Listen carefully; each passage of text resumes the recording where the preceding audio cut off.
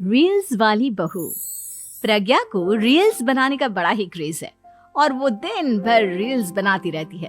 खाते पीते घूमते फिरते घर में कॉलेज में रील्स बनाने के कारण प्रज्ञा पूरे कॉलेज में हाईलाइटेड है। जहां उसकी रील्स सभी को पसंद आते हैं, वहीं मनीषा चिंता में डूबी रहती है। एक रोज जब खाते हुए प्रज्ञा रील्स बना रही होती है, तब मनीषा कहती है, एक मिनट भी चैन नहीं है इस लड़की को। ये नहीं कि खाना तो आराम से खा ले, लेकिन नहीं, अरे थोड़ी देर रील्स नहीं बनाओगी तो आसमान नहीं टूट पड़ेगा। अरे मम्मी, इसी को तो कहते हैं डिटर्मिनेशन। तुम नहीं समझोगी ये सब। हे भगवान, इस लड़की को सद्बुद्धि दे। जब देखो तब टेढ़ा बाका मुंह बनाती रहती है। मनीषा की बात का प्रज्ञा पर जरा भी असर नहीं होता और वो खाते खाते रील्स बनाती रहती है। दिन बीतने लगते हैं और देखते देखते प्रज्ञा का कॉलेज भी खत्म हो जाता है। आए दिन कोई ना कोई मनीषा को प्रज्ञा की शादी करवाने का सुझाव दे जाता है।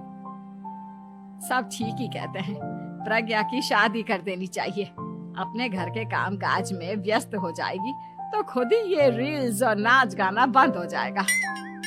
मनीषा और प्रेम प्रज्ञा के लिए एक अच्छा लड़का ढूंढने लगते हैं और तभी विकी का रिश्ता प्रज्ञा के लिए आता है, जिसने प्रज्ञा को उसकी रील्स देखकर पसंद कर लिया था।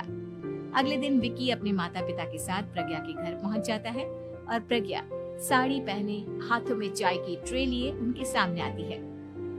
जब विकी को पसंद है तो हमें भी बहू पसंद है। बहन जी, आप बारात की तैयारी कीजिए। एक बार लड़का लड़की अकेले में बात कर ले तो अच्छा रहेगा। हाँ हाँ, क्यों नहीं। मनीषा विकी को प्रज्ञा के कमरे में भेजती है, जहां प्रज्ञा पहले से ही रील्स बना रही होती है। तभी विकी कहता है, आ गए आपके साजन जी। हमारे साथ ये रील्स कंप्लीट करती तो और भी अच्छा रहता। अच्छा जी, अब आ ही गए हैं तो बना ही लेती हूँ आपके साथ। दोनों मिलकर रील्स बनाते हैं। जब वी मीट और तुरंत पोस्ट भी कर देते हैं। फिर विकी कहता है, जब आप साड़ी में चाय लेकर आई तब मुझे लगा कि कहीं मैं गलत घर में तो नहीं आ गया। अब सही है।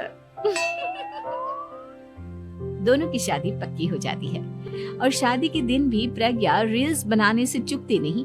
यहाँ तक कि बारात के समय भी नाचते हुए रील्स बनाती है।